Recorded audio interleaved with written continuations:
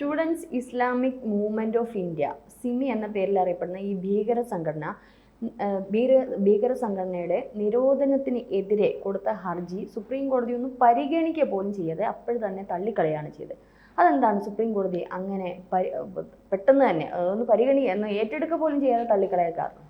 ഈ സിമി എന്ന് പറയുന്ന സംഘടന നിരോധിച്ചിട്ട് ഏതാണ്ട് 14 വർഷം കഴിഞ്ഞു. 2001 നിരോധനം വരുന്നത്. വാജ്പേയി സർക്കാരാണ് ഇതിനെ നിരോധിച്ചത്.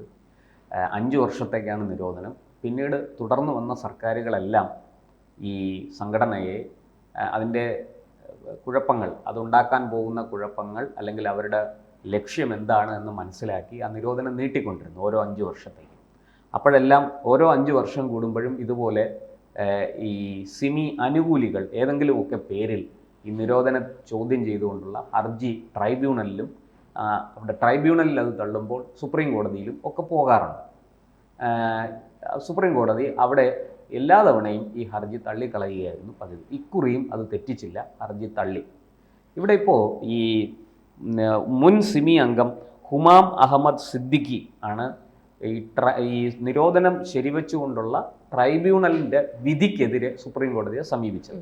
അതായത് 2024 ജൂലൈ 24 ഈ ട്രൈബ്യൂണൽ ഈ വിധി പറയുന്നത്.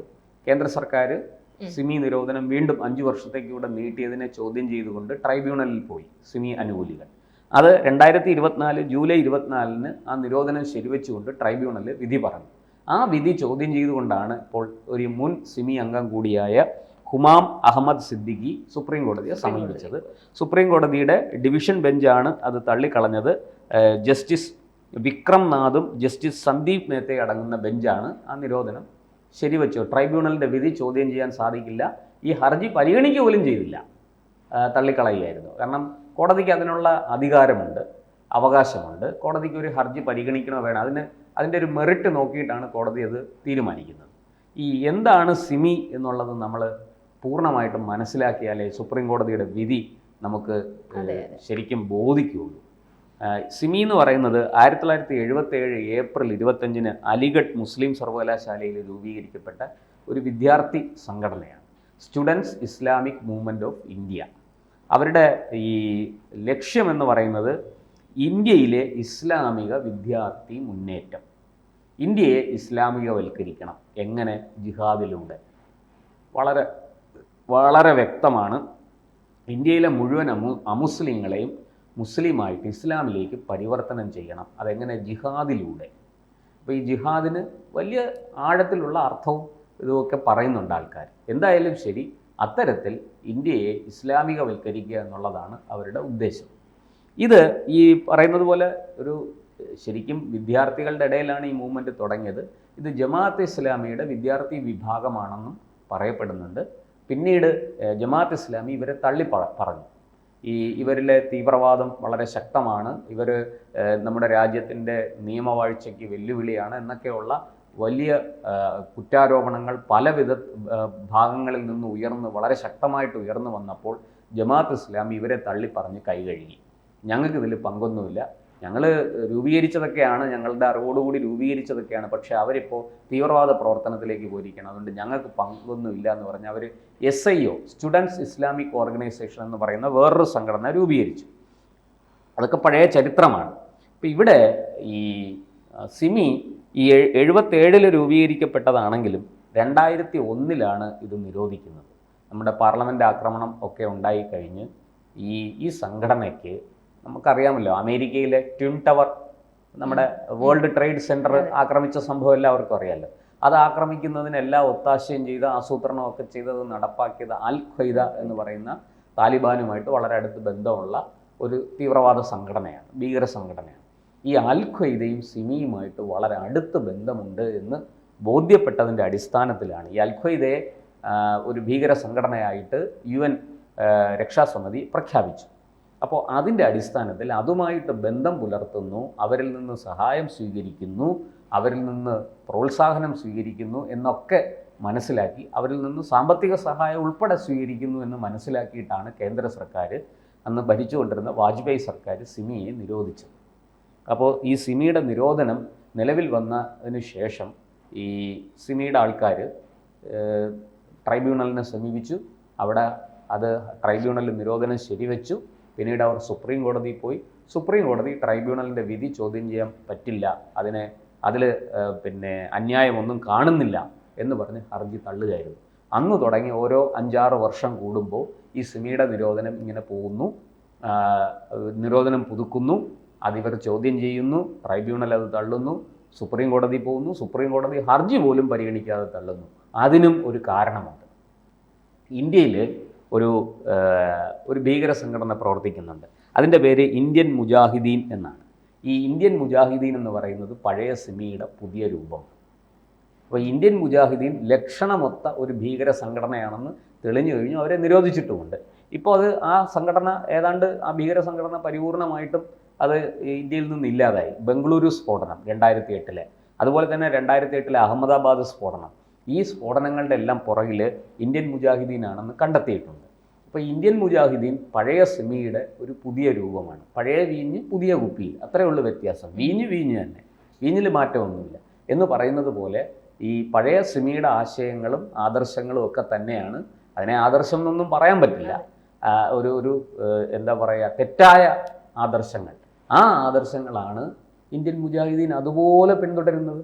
അങ്ങനെ അതുകൊണ്ട് ഈ സിമിയെ ഒരു കാരണവശാലും ഇനി പ്രവർത്തന അനുമതി കൊടുക്കാൻ സാധിക്കില്ല എന്ന് കേന്ദ്ര സർക്കാർ പറയുമ്പോൾ കോടതിക്ക് അതെങ്ങനെ ചെവിക്കൊള്ളാതിരിക്കാൻ സാധിക്കും? ട്രൈബ്യൂണലിന് അതെങ്ങനെ കേൾക്കാതിരിക്കാൻ സാധിക്കും? തെളിവുകളും കാര്യങ്ങളും ഒക്കെ വളരെ കൃത്യമാണ്. ഒരു പിഴവും അതിനകത്തില്ല. ഇനി നമ്മുടെ നാട്ടിലൊരു ഭീകര സംഘടന നിരോധിക്കപ്പെട്ടല്ലോ അടുത്ത കാലത്ത്, ഏതാനും വർഷം മുമ്പ്, പോപ്പുലർ ഫ്രണ്ട് ഓഫ് ഇന്ത്യ. ഈ പോപ്പുലർ ഫ്രണ്ട് ഓഫ് ഇന്ത്യക്ക് മുമ്പ് ഉണ്ടായിരുന്ന അവരുടെ പൂർവ്വരൂപം NDF എന്ന് പറയുന്നത്, അത് നാഷണൽ ഡെവലപ്മെൻറ്റ് ഫ്രണ്ട് എന്നും ഒക്കെയാണ് അതിന് അവർ പേര് പറയുന്നത്. പക്ഷെ അതിൻ്റെ ശരിയായ പേര് നാദാപുരം ഡിഫൻസ് ഫോഴ്സ് എന്നാണ്. ഈ നാദാപുരം ഡിഫൻസ് ഫോഴ്സ് എന്ന് പറയുന്നത് 1993 വടക്കൻ കോഴിക്കോട് ജില്ലയുടെ വടക്കൻ പ്രദേശങ്ങൾ, നാദാപുരം, പേരാമ്പ്ര, കുറ്റ്യാടി, അതുപോലെ വടകര തുടങ്ങിയ പ്രദേശങ്ങൾ കേന്ദ്രീകരിച്ച് CPMൻ്റെ കൊലപാതക രാഷ്ട്രീയത്തിനെതിരെ മുസ്ലിം ലീഗിൽ തന്നെ ഉയർന്നു വന്ന ഒരു ചെറുപ്പക്കാരുടെ കൂട്ടായ്മയാണ് NDF. അതിന് വിദേശത്തുനിന്ന് ധാരാളം പണം വരികയും അവർ കൃത്യമായിട്ട് ഈ പരിശീലനം, കൊലപാതകം നടത്താൻ കൃത്യമായിട്ട് പരിശീലനം നേടുകയും ചെയ്ത ഒരു വിഭാഗമാണ് അവർ. ആ NDF ആണ് രൂപം മാറി പിന്നീട് പോപ്പുലർ ഫ്രണ്ടായി മാറിയത്. ആ NDF കേരളം മുഴുവനും വ്യാപിച്ചു. അവരുടെ ഫ്രീഡം പരേഡ് നമുക്കറിയാം, സ്വാതന്ത്ര്യ ദിനത്തിൽ ഇന്ത്യൻ പതാകയൊക്കെ പിടിച്ച് ഒരു പട്ടാള വേഷത്തിൽ, ആ പട്ടാള വേഷം തന്നെ പാകിസ്ഥാൻ്റെ പട്ടാള വേഷമാണ് എന്ന് പരക്കെ ആക്ഷേപമുണ്ട്. അങ്ങനെ ഒരു പട്ടാള വേഷത്തിൽ അവർ മാർച്ച് നടത്തുന്നു. RSSകാർ പിന്നെ പദസഞ്ചലനം നടത്തുന്നത് പോലെ RSSകാർ അവരുടെ വാർഷികത്തിൽ ഈ വിജയദശമി ദിവസമാണ് RSS രൂപീകരിച്ചത്. ആ വിജയദശമി ദിവസം അവർ റൂട്ട് മാർച്ച് നടത്തും. അതിന് പദസഞ്ചലനം എന്നാണ് പറയുന്നത്. ആ പദസഞ്ചലനത്തിൻ്റെ അതേ മാതൃകയിൽ ഇവർ ഇത് നടത്താൻ തുടങ്ങി. ഇത് പല സർക്കാരുകളും കേരളത്തിൽ നിരോധിച്ചു, ഈ പദസഞ്ചലനം. ആരുടെ? പോപ്പുലർ ഫ്രണ്ടിൻ്റെ. RSSൻ്റെ പദസഞ്ചലനത്തിന് അങ്ങനെ നിരോധനമൊന്നും ഏർപ്പെടുത്തിയിട്ടില്ല. അപ്പോൾ കാരണം രണ്ടിൻ്റെയും അടിത്തറയും ലക്ഷ്യവും ഒക്കെ വളരെ കൃത്യമാണ്. അപ്പോൾ ഇത് ഈ പറഞ്ഞതുപോലെ പോപ്പുലർ ഫ്രണ്ടിൻ്റെ ഫ്രീഡം പരേഡ് ഉൾപ്പെടെ നിരോധിച്ചതാണ്. പോപ്പുലർ ഫ്രണ്ടിനെ നിരോധിച്ചു. കാരണം എന്താ? പഴയ സിമിക്കാരാണ് പോപ്പുലർ ഫ്രണ്ടിൻ്റെയും NDFൻ്റെയും ഒക്കെ തലപ്പത്തിരുന്നത്.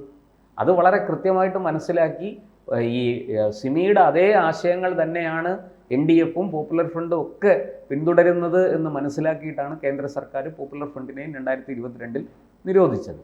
വളരെ കൃത്യമാണ്. അപ്പോൾ സിമി എവിടെയെല്ലാം ഏതെല്ലാം രൂപത്തിൽ നുഴഞ്ഞു കയറിയിട്ടുണ്ടോ അവിടെയെല്ലാം ആ സംഘടനകളെല്ലാം രാജ്യത്ത് വിഘടനവാദവും ഈ പറഞ്ഞതുപോലെ മതവർഗീയതയും ഭീകരവാദവും ഒക്കെ പ്രോത്സാഹിപ്പിക്കുകയാണ്, അത് പ്രചരിപ്പിക്കുകയാണ്. അതുകൊണ്ട് തന്നെ അത്തരം സംഘടനകളെ വച്ചു പൊറുപ്പിക്കാൻ പറ്റില്ല. അവയെ നിരോധിക്കണം, നിയമത്തിൻ്റെ ഉരുക്കുമുഷ്ടി ഉപയോഗിച്ച് അടിച്ചമർത്തണം എന്നുള്ളതാണ് സർക്കാരിൻ്റെ നയം. അത് കോടതിയും അംഗീകരിച്ചിരിക്കുകയാണ്. സുപ്രീം കോടതിക്ക് രണ്ടാമതൊന്നും ആലോചിക്കേണ്ടി വന്നില്ല. ഒന്ന് ചിന്തിക്കുക പോലും ചെയ്യാതെ ആ ഹർജികൾ തള്ളുകയായിരുന്നു. ഹർജിക്ക് റിലവൻസ് ഇല്ല, അത് നിലനിൽക്കില്ല എന്ന് പറഞ്ഞ് ഹർജി തള്ളുകയായിരുന്നു. ട്രൈബ്യൂണലിൻ്റെ വിധി ചോദ്യം ചെയ്യാൻ സാധിക്കില്ല എന്നാണ് കോടതി വളരെ വ്യക്തമായിട്ട് ഈ നടപടികളിലൂടെ, അതായത് ഈ ഹർജി തള്ളിയതിലൂടെ വ്യക്തമാക്കുന്നത്. എന്തായാലും സിമി പോലൊരു സംഘടന ഏത് രാജ്യത്തിനായാലും ശരി, അതിനുണ്ടാക്കുന്ന ആപത്ത് ചില്ലറയല്ല. നമ്മളതിപ്പോൾ കണ്ടുകൊണ്ടിരിക്കുകയാണ്. ഈ കഴിഞ്ഞ 10-11 വർഷമായിട്ട് നരേന്ദ്രമോദിയുടെ ഭരണം വന്നതിന് ശേഷമാണ് നമ്മുടെ രാജ്യത്ത് സ്ഫോടനങ്ങൾ എണ്ണം വളരെ കുറഞ്ഞത്. ഇപ്പോൾ വിരലിലെണ്ണാവുന്ന ഒറ്റപ്പെട്ട സംഭവങ്ങളേ ഉള്ളൂ. അത് തന്നെ അവർക്ക് വലിയ ഭയമുണ്ട്. ഈ നമ്മുടെ രാജ്യത്തിന് പുറത്തിരുന്ന് വിദേശ ശക്തികൾ ഇവിടെയുള്ള ആൾക്കാരെ തെരഞ്ഞുപിടിച്ച് അവരെ പരിശീലിപ്പിച്ച് ഇത്തരം വിധ്വംസക പ്രവർത്തനങ്ങൾ നടത്തിക്കൊണ്ടിരുന്നതിന് വലിയ തോതിൽ കുറവുണ്ടായിരിക്കുന്നു. അപ്പോൾ നിരോധനം ഫലപ്രദമാണ് എന്ന് തന്നെയാണ് അത് തെളിയിക്കുന്നത്. അതുകൊണ്ട് കോടതിക്കും അത് മനസ്സിലായി. നിരോധിച്ചത് കൊണ്ടൊക്കെയാണ്, ആ നിരോധനം കർക്കശമായിട്ട് നടപ്പാക്കിയത് കൊണ്ടാണ് ഇത്തരം പ്രവർത്തനങ്ങൾ നിലച്ചത്, സ്ഫോടനങ്ങൾ നിലച്ചത് എന്ന് കോടതിക്ക് മനസ്സിലായി. അതാണ് ഇവിടെ കോടതി അവരുടെ ഹർജി പരിഗണിക്കുക പോലും ചെയ്യാതെ തള്ളിക്കളയാൻ കാരണം. കൂടുതൽ വാർത്തകളും വിശേഷങ്ങളും നിങ്ങളിലേക്ക് എത്താൻ ABC മലയാളം സബ്സ്ക്രൈബ് ചെയ്യുക, ബെൽ ബട്ടണും അമർത്തുക.